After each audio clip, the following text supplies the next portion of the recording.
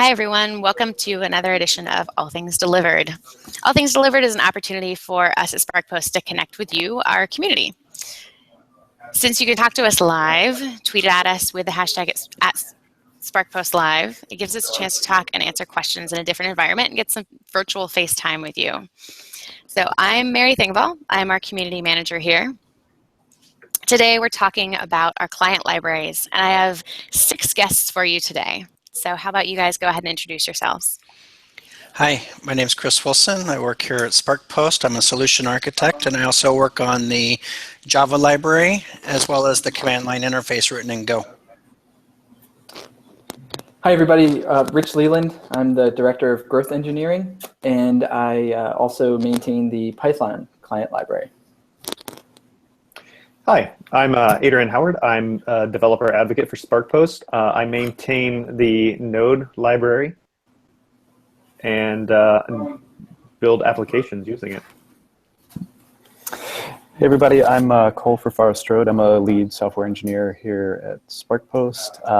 I helped Chris out a little bit with the Java library and work with Adrian on the Node library as well. Hi there, I'm Dave Gray. I'm a principal software engineer, and I built the Go library, and I use it to build some other tools for testing email. Hi, I'm Mohammed Hussain. I'm an engineer in the application team. I maintain the WordPress plugin and also an occasional contributor in the Python library and Node library. Awesome, thanks. So next, I'd love to hear why each of you have chosen to maintain libraries or plugins or things like that in addition to your quote-unquote normal day-to-day job. Chris, how about we start with you again? Sure. I like working on the Java library. It was a project that I actually came into after it already started. But I found several folks who were in need of such a thing, particularly customers that I deal with directly. And so I jumped in, grabbed that, and started adding in all the functionality to hopefully give them a platform that they can really start to build their business logic on top of.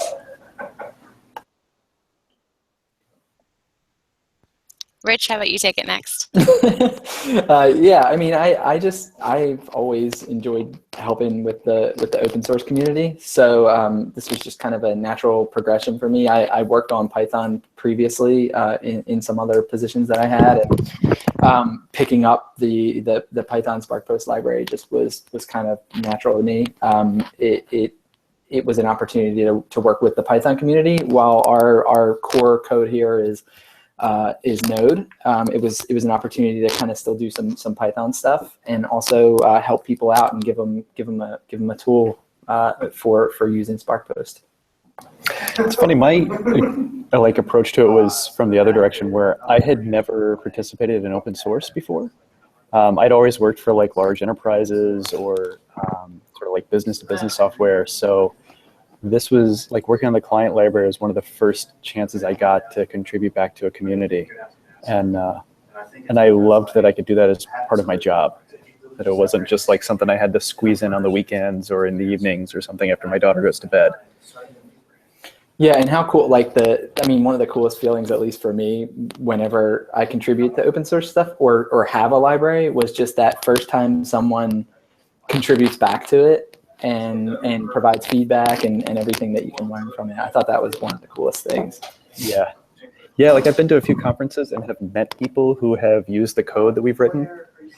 And it's sort of this weird mind meld of the virtual world and my real world are converging. It's a fun feeling when you get to talk to people and get instant feedback about things that you've actually had a part in writing.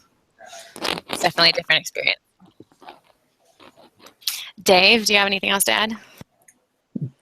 Yeah, the main reason I started working on the Go library was because I used to be on our professional services team, and I had built some stuff using our APIs. So just making the official client library was sort of the next step. It was continuing the sort of work I did in professional services as part of my role on our engineering team.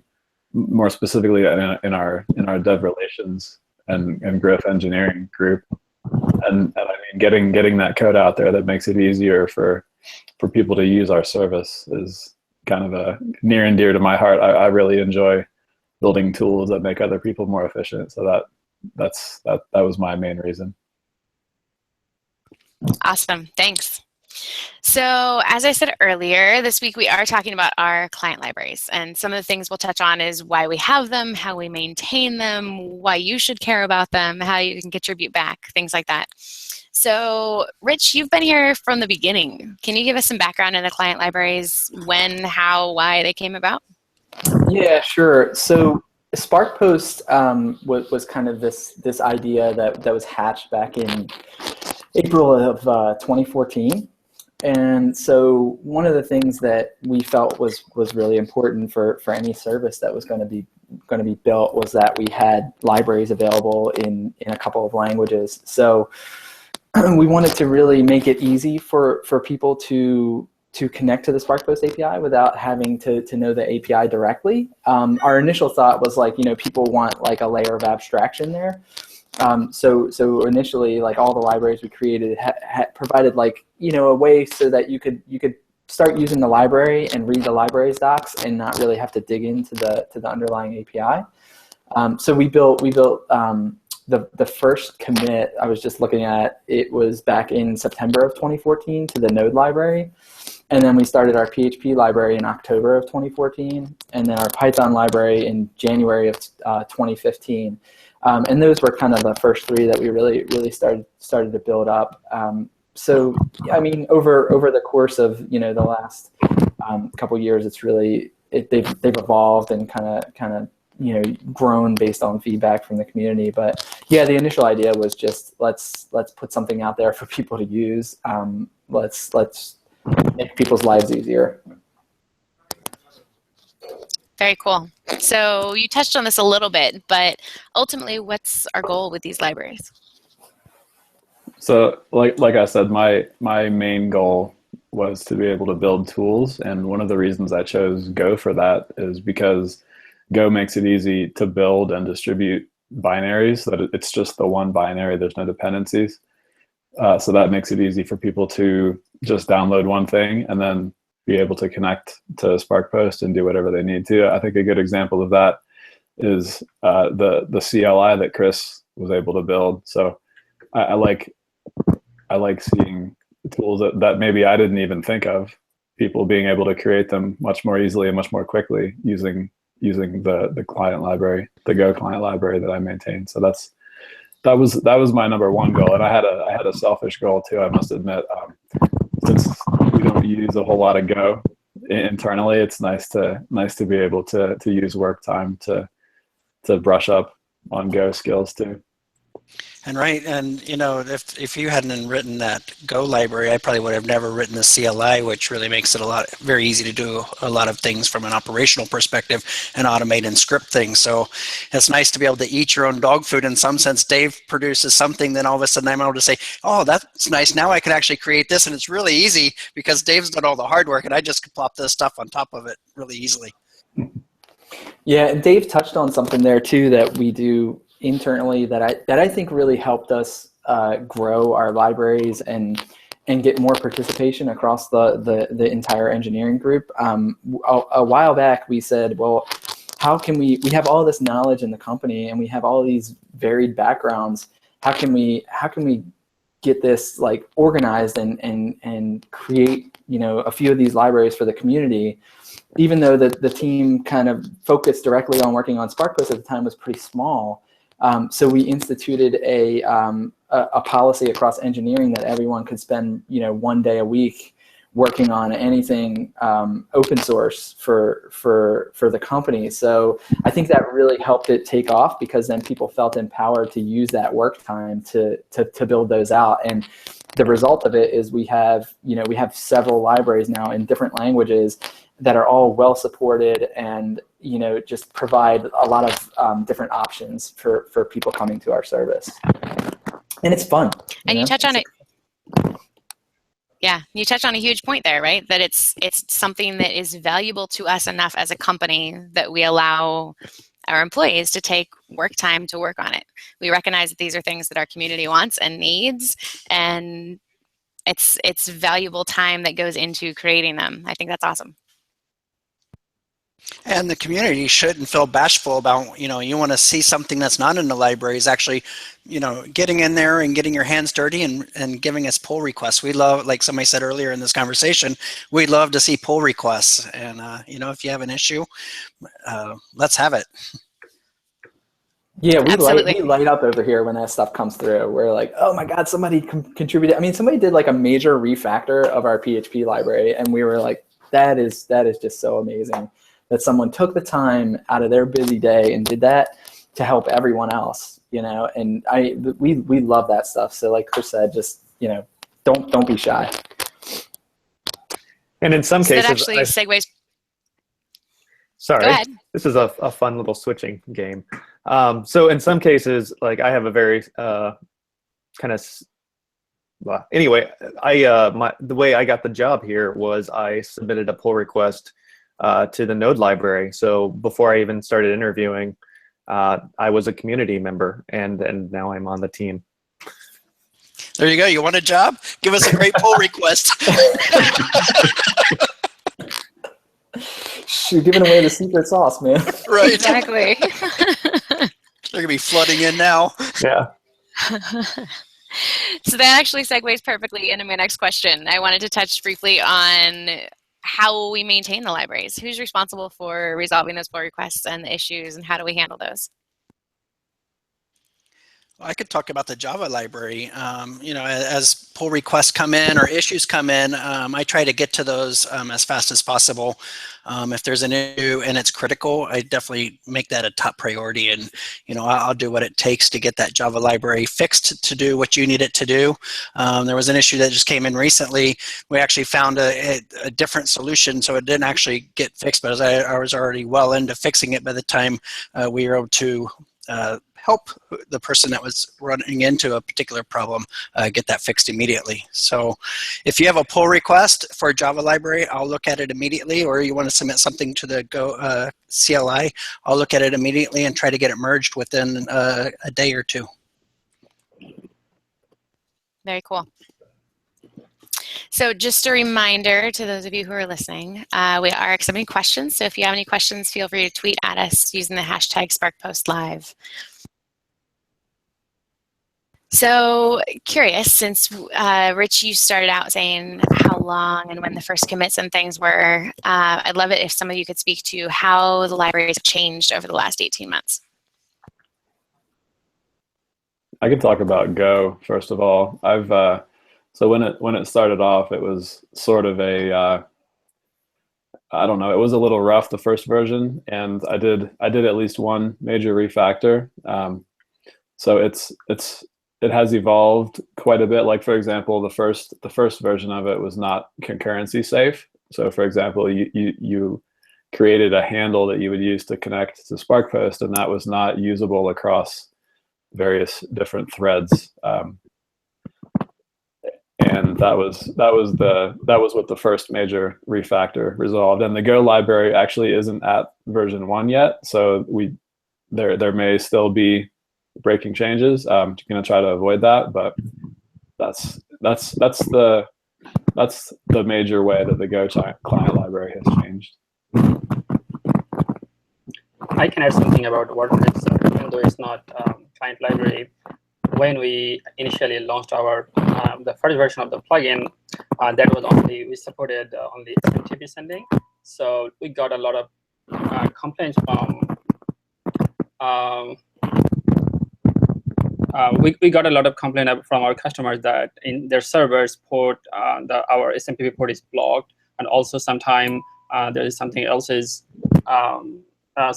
listening in that port, so customers is not able to actually use the SMTP. So listening to those complaints, we immediately started working on the HTTP support HTTP sending based on HTTP protocols. So then we supported that, and also over time we got the feedback from our customers. Pardon me.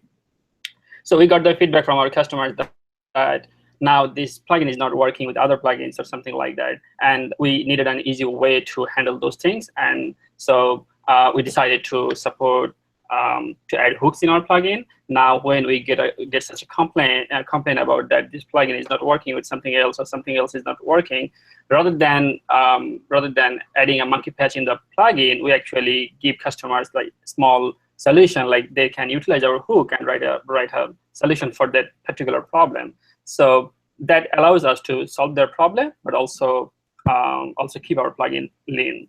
So which is fantastic. And recently we solved several issues based on this approach. Yeah, I can talk about some of the evolution in both the Python and PHP libraries. The Python one, kind of like what Dave was saying, it started we took a similar approach to that we take with building out features and parts of our product, right? Where we start out with what's the simplest thing we can get out. And so for the Python library, it was the transmissions class, so being able to send a message. And we've added some things on over time, and some like sugar methods to make things easier, like CC and BCC. So over time, that's how the Python library has evolved. The PHP library is a more, I think, dramatic example, because we've had that out there for a while, and we've gotten a lot of feedback, and we're on 2.0 of that now. So in 1.0, it was all about kind of, as I said earlier, abstracting away the idea that you would have to look at API docs. It was like, let's just kind of wrap everything and make it all in PHP's native syntax. So you go in there and you read the docs and you're ready to send. But what we found actually was that people didn't like that. They wanted to use the API docs, and they wanted to have more of like a pass-through style. So we completely refactored the PHP library to basically have a base resource that just accepted, like, what's the resource endpoint that you want to call, like metrics or message events, and then what's the object of data that you want to pass through to that endpoint. And so we just exposed, like, get, put, post, delete, and then you pass through whatever data you want depending on the endpoint. And that's been pretty well received thus far. We create custom subclasses for that based off of whether we want to make something easier than it is directly through our API. So an example of that is what I mentioned in the Python one, CC and BC. There's some complexities to that currently with our API. So rather than kind of make people use that, we just have a really easy way for them to add CC and BCC directly through the transmissions class in PHP. But otherwise, it's actually calling the base resource. So that's really helped us evolve the PHP library, and we're definitely going to be applying that methodology to the Python library as well.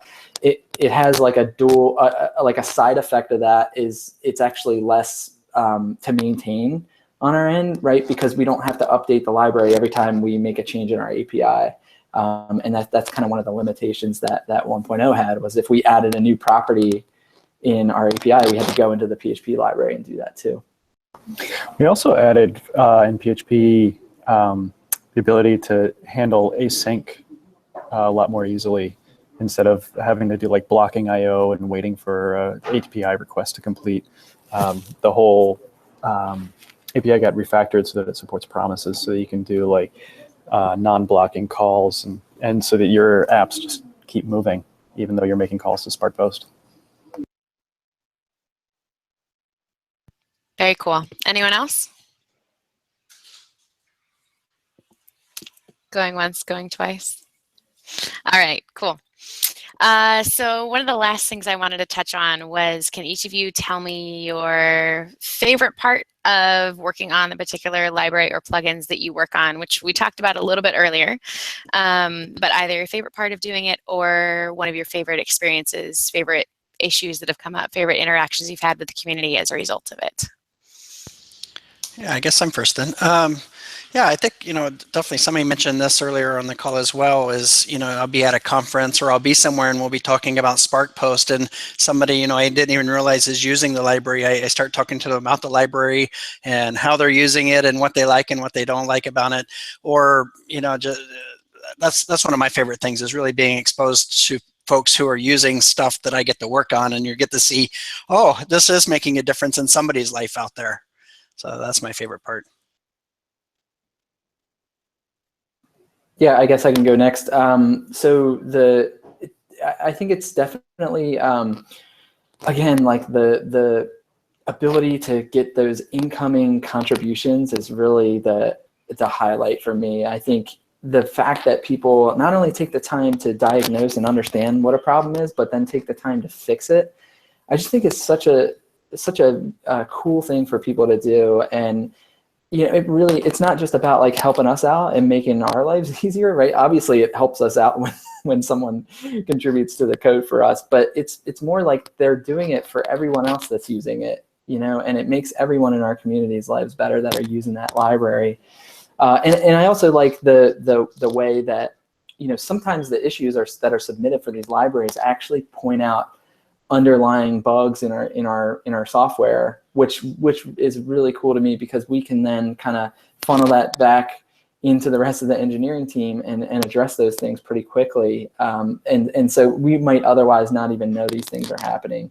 So I think just kind of that general awareness and people, willing to talk to us about what they're doing with the library, where they're running into problems is the highlight for me, regardless of language.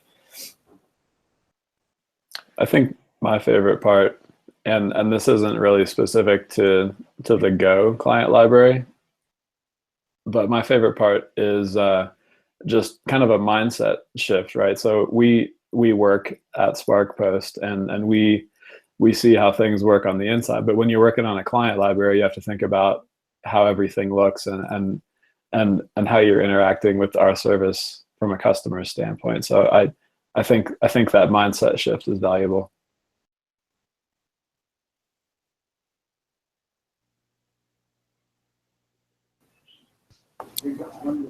Yeah, I like working on the libraries because they tend to be really small and focused. And that's sometimes if we're doing some like major engineering or more advanced stuff in SparkPost, it's kind of a nice palate cleanser to just jump in and like write some kind of simple API calls and just make something just kind of simple that's not very complicated that people can use. I don't know, it's kind of a nice context shift. Yeah, it's like, oh, I got a lot done. Yeah, it's like a productivity boost, right? Probably one of my favorite moments. Especially when you're working on those big projects. Yeah, one of my favorite moments, probably building out some of our like internal stuff. We were talking about how do we handle like asynchronous errors that happen like from cron jobs and stuff like that. And we're like, well, what's the best way to alert people? And we're like, oh, we should send an email. Oh, we should send an email. Like, and we realized we could use our own like Node client library inside our own software to call ourselves. That's awesome. Yeah, that's kind of funny. Yeah, we were talking about something else, some internal work that we were doing, and yeah, there was some other solution that doesn't have like webhook callback, but it had an email API. I was like, why don't we just hook our inbound email and use our own webhooks as their webhook, so we could do programmatic, events off of our own webhooks coming from that email. Very cool. Adrian, what about we jump to you? Yeah, so I guess my favorite part is, since I don't work on the core product, I'm a developer advocate. I'm kind of also one of the developers that they're building these things for. I'm building the Node JS library so I can use it, but I can also utilize all the other ones that are created to make these sample apps to help other people use SparkPost. So one of the big things we do is hackathons, and the more the better that the client libraries are, the more people are going to use us in the hackathon, and the more sample code we have out there using the client libraries, the more people are willing to use it. And so that's really my favorite part. And then I get the direct feedback. These guys get pull requests, but people come directly to me, and I get to have really great discussions, in the field. Very cool. Last up, Raju. Sure. So there are a couple. So one is like, because I assume that a significant portion of our WordPress plugin users are not developers. So pull requests are not very common. So what we get instead is like a lot of issue report. So when I get some report that something is not compatible or something is not working, and then we work on that, and after releasing a new version, they all come and say, hey, this is fixed. So that's a very fundamental feeling I always get, and that excites me. And another thing, because recently we started writing unit tests for the plugin, and even though in my at the early age of my career, I have worked with WordPress a lot, but we never written any test with WordPress. So now each time I write some unit test, and I look into the coverage report, like 1% increase in the coverage report excites me. Oh wow, I'm getting there. So yeah, because I have also a target set by myself that by end of the year I want to have 100% test coverage for our plugin. So that 1% means a lot. and definitely I always look forward. Yeah, this test added the 2% coverage or something like that. So yeah, I love seeing the feedback on that plugin. It's just awesome to see like how much joy people get out of that, and when you make changes to it, they're like, "This is great, man! It does exactly what I want." You know, it's just cool to see that. Some fun instant gratification. Yeah, exactly. Good stuff. Well, thanks so much for joining us today and for talking about the client libraries and what you do and why you love it so much. I really appreciate it. Thank you. We will talk to you all again soon. Join us again next time.